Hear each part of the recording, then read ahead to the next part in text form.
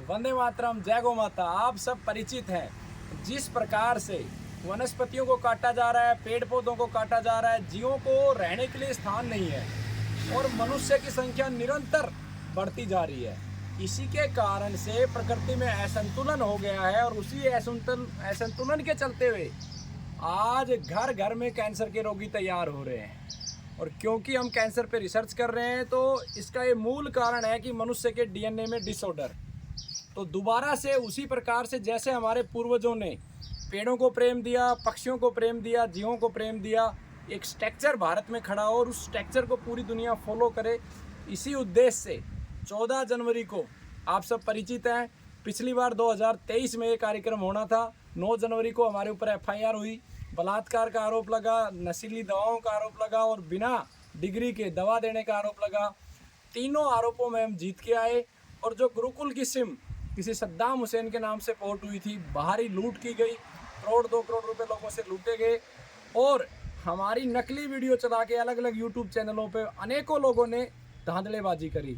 अब उन सबको सबक सिखाने के लिए कानूनी प्रक्रिया में एक तरफ चल रहा है और दूसरी तरफ उन्हें उस आंदोलन को पानीपत के उस ऐतिहासिक मैदान में जहाँ पे वीर मराठाओं ने धर्म की रक्षा के लिए अपना सर्वश्रेष्ठ बलिदान दिया था, आप सब आमंत्रित हैं।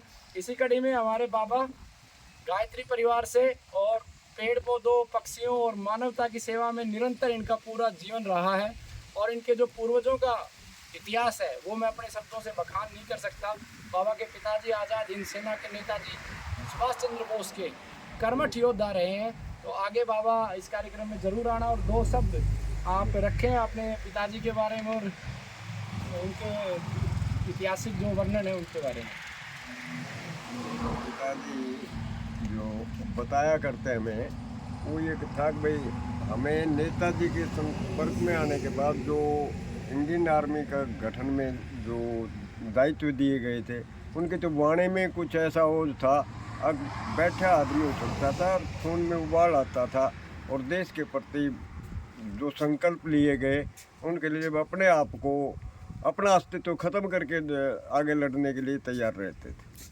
आप सब परिचित हैं जो विजन नेताजी सुभाष चंद्र बोस के पास था इस राष्ट्र को पुनः विश्व गुरु बनाने का, शायद ही किसी के पास हो। दुर्भाग्य से नेताजी सुभाष चंद्र बोस के साथ भी एक दुर्घटना घटी, षड्यंत्र पूर्वक उनको समाप्त किया गया जैसे भाई राजीव दीक्षित जी को किया गया।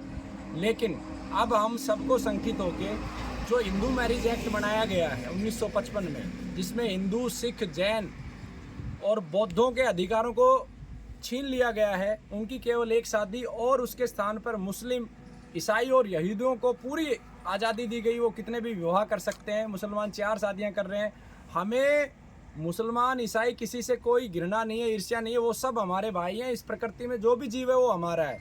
लेकिन हम जो देख पा रहे हैं, अगर जनसंख्या तेज़ी से बढ़ी तो उसका परिणाम हर घर में कैंसर होगा, वो चाहे मुसलमान का हो, चाहे ईसाई का हो, सिख का हो। तो इसलिए ये आंदोलन किया जा रहा है। सभी गुरुकुलों के विद्यार्थी आएंगे, आप भी आइए और बाबा जी के मार्गदर्शन में सब चलेगा। बोलो भारत माता की जय। ठीक है बाबा जी।